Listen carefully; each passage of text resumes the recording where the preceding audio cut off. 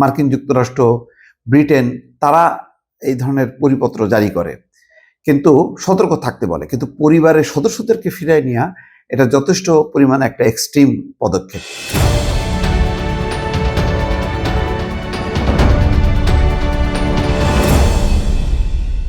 একটা গুরুত্বপূর্ণ খবর, সেটি হচ্ছে ভারতীয় কূটনীতিকদের পরিবারের সদস্যদের প্রত্যাহার বা দেশে ফেরত পাঠানো।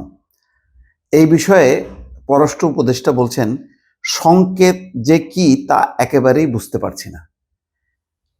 নিশ্চয়ই জানেন যে কয়েকদিন আগে ভারতীয় যে কর্মকর্তারা আছে, কূটনীতিক, তাদের পরিবারকে দেশে ফিরিয়ে আনার একটি উদ্যোগ নিয়েছে বা চিঠি দিয়েছে, এবং সেটা মোটামুটি চাউর হয়েছে যে কূটনীতিকদের পরিবাররা নির্বাচনের আগে দেশে ফিরে আসছে।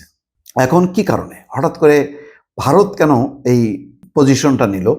এখানে কোনো নিরাপত্তা কি উদ্বেগ কোনো বিষয় আছে, বা এমন কোনো ঘটনা কি ঘটতে যাচ্ছে কিনা?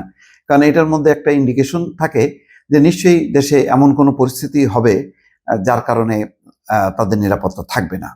তো সাধারণত এসব ক্ষেত্রে মার্কিন যুক্তরাষ্ট্র, ব্রিটেন তারা এই ধরনের পরিপত্র জারি করে, কিন্তু সতর্ক থাকতে বলে। কিন্তু পরিবারের সদস্যদেরকে ফিরিয়ে নেওয়া এটা যথেষ্ট পরিমাণে একটা এক্সট্রিম পদক্ষেপ। তো সেটা কেন তারা নিল? তো এখানে বলা হচ্ছে, বাংলাদেশ থেকে ভারতের কূটনীতিকদের পরিবারের সদস্যদের বিষয়ে কোনো নিরাপত্তা উদ্বেগের কথা সরকারকে জানানো হয়নি। এখানে পররাষ্ট্র উপদেষ্টা বলছেন যে তাদের পরিবারের যে কোনো নিরাপত্তা সংক্রান্ত কোনো উদ্বেগ উৎকণ্ঠা আছে, এটা সরকারকে জানানো হয়নি। আর ভারতের কূটনীতিকদের পরিবারের সদস্যদের বাংলাদেশ থেকে প্রত্যাহারের মধ্য দিয়ে আসলে কোনো বার্তা দেওয়া হচ্ছে কিনা সেটাও স্পষ্ট নয়। পররাষ্ট্র উপদেষ্টা মোহাম্মদ তৌহিদ হোসেন আজ বুধবার বিকেলে তার দপ্তরে সাংবাদিকদের প্রশ্নের উত্তরে এটা বলছেন। ভারতীয় কূটনীতিকদের পরিবারের সদস্যদের বাংলাদেশ থেকে ফিরিয়ে নেওয়ার বিষয়ে জানতে চাইলে তৌহিদ হোসেন বলেন, নিরাপত্তা নিয়ে কোনো শঙ্কা নেই, তবে সংকেত যে কি তা একেবারেই বুঝতে পারছি না। এটা তাদের নিজস্ব ব্যাপার, তারা তাদের কর্মচারীদের ফিরে যেতে বলতেই পারেন। কেন বলেছেন আমি তার কারণ খুঁজে পাই না। কিন্তু কারণ তিনি খুঁজে না পাইলেও বিষয়টা তো উদ্বেগজনক।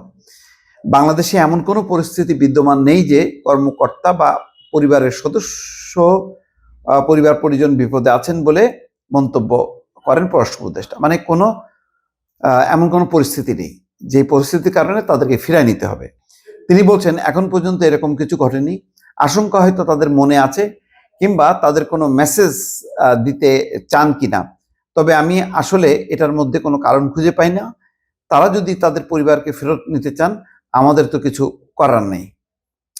তো এখানে তিনি আবার বলছেন যে অতীতের নির্বাচনকালীন সময়ের তুলনায় সংঘর্ষ বেশি হচ্ছে, আমার তো সেটা মনে হচ্ছে না।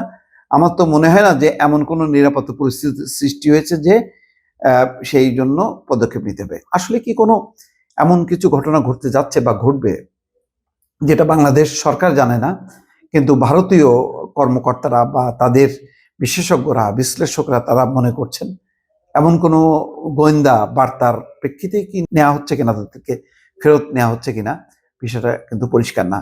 কিন্তু এই পদক্ষেপের মধ্য দিয়ে একটা উদ্বেগ উৎকণ্ঠা জাগছে এই কারণে, যেহেতু বাংলাদেশের মানে নারী নক্ষত্র ভারত সবকিছুই জানে, তাদের গোয়েন্দারা, তারা কোনো বার্তা পেয়েছে কিনা যে কোনো কিছু ঘটতে পারে বা ঘটতে যাচ্ছে, তার প্রেক্ষিতে তারা এই পদক্ষেপ নিল কিনা, সেটা কিন্তু নিয়ে বিভিন্ন পর্যায়ে আলাপ আলোচনা হচ্ছে। দর্শক।